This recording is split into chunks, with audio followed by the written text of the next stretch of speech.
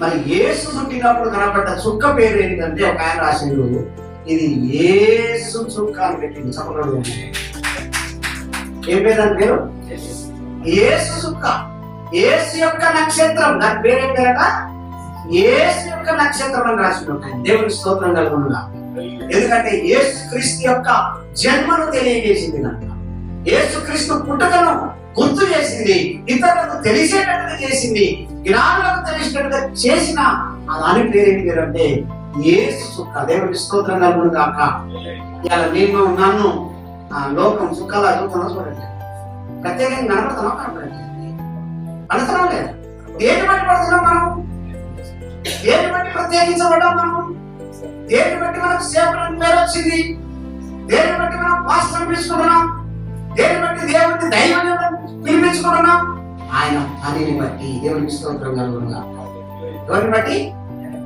ఆయన పనిని బట్టి తప్ప మనకు క్వాలిఫికేషన్ ఏముంది చెప్పండి? మన అర్హత ఏంటి చెప్పండి? మనం ఎక్కడి నుంచి వచ్చాం?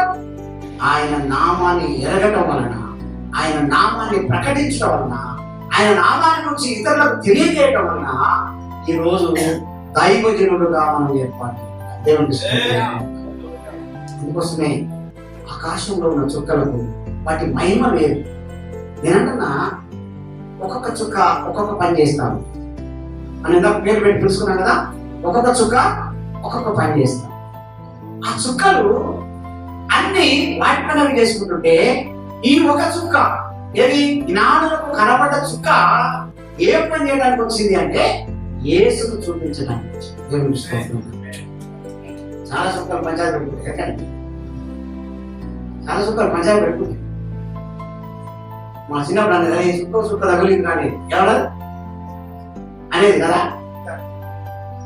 కానీ తగిలితే ప్రపంచం ఉండదు ఉండదా? చుక్కలు పంచాయతీ పెట్టుకుంటాయి.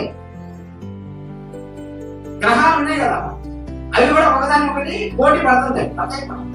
అయితే ఆ చుక్క మాత్రం ఎదురు చూస్తా ఉంది. దేనికోసం? ఎప్పుడు కనపడాలి? పైసలు ఏం చేయాలా? ఎప్పుడు కనపడాలి? నా పని ఎప్పుడు చేయాలి? నా వంతు పని ఎప్పుడు చేయాలి? ఆ టైం రాని వచ్చింది. దేవుని స్తోత్రం కలుగుతుందా? ఆ టైము రానే వచ్చింది. రాత్రి వేళ వారికి డైరెక్ట్ కనబడిందా? కనబడిందా? దేవునికి స్తోత్రం కలుగుతుంది.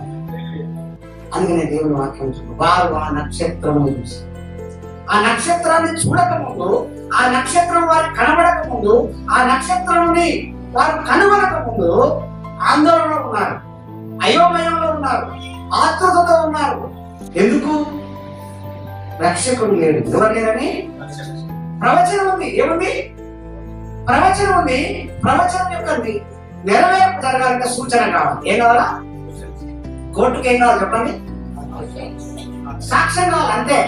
ఈయన మంచోడు, ఈయన మంచిది అంటే కుదరదు. కోర్టుకి ఏం కావాలన్నా? ప్రవచనానికి ఇప్పుడు ఏం కావాలి? సూచన కావాలి. ఆ సూచన కనబడడం వరకు వారు ఎదురు చూస్తున్నారు. ఆ ఎదురు చూపులో వారికి కనబడింది. ఎందుకు అత్యానంద భరితులయ్యారు అంటే చెప్పండి, ఎదురు చూసి దొరికినప్పుడు ఏం చేస్తామని ఎగిరి కట్టేస్తాం. ఏంటంటే చెప్పండి, ఎదురు చూడంగా దొరికితే అంత సంతోషమే ఉండదు. ఎదురు చూడంగా దొరికింది అనుకోండి, అప్పుడున్న ఆనందం, అప్పుడున్న ఆ సంతోషం ఇంకెప్పుడు ఉండదు. అందుకోసమే వారు ఆ నక్షత్రము చూసి అత్యానంద భరితులయ్యారు. పుట్టిటి ఆనందం కాదు. పుట్టిటి ఆనందం కాసేపు ఉంటుంది, పోతుంది. పుట్టిటి ఆనందం ఆగిపోతుంది. కానీ అత్యానందం, అందుకోసం ఆనందంలో ఏది పడుతుందో చేస్తాం మనం తెలుసా? ఆనందంలో బహుమానాలు ఇస్తారేరా? మరి బహుమానాలు ఎందుకు ఇస్తారు కదా? ఆనందమే. ఆనందము క్రిస్మస్ ఆనందం. ఏ ఆనందం? ఆనందము క్రిస్మస్ ఆనందం. సంతోష దినం ఇది మనకు. ఏ దినం చెప్పండి? ఎవరైనా బహుమానం ఇస్తారా? మొహం మార్చుకుంటారే? చెప్పలేదు నాన్న. బహుమానం ఇస్తే ఎవరైనా మొహం మార్చుతారా? ఎవరు ముఖం? ఒకవేళ ముఖం మార్చుకొని బహుమానం తీసుకున్నాం అంటే దాని అర్థం ఏంటి తెలుసా?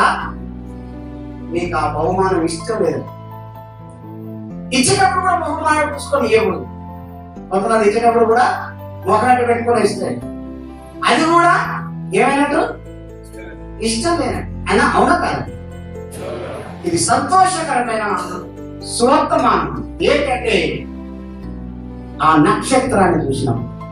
మీరు చూడండి, నక్షత్రం చిన్నదా పెద్దదా? కొన్ని ఇళ్ళ మీద నక్షత్రాలు చిన్నవి పెడతారు, కొన్ని ఇళ్ళ మీద పెద్దవి పెడతారు. కాబట్టి నక్షత్రం చిన్నదా పెద్దదా కాదు, కానీ నీ నక్షత్రమా కాదనేది ముఖ్యం. దేవుడికి స్తోత్రం కలుగుతాం.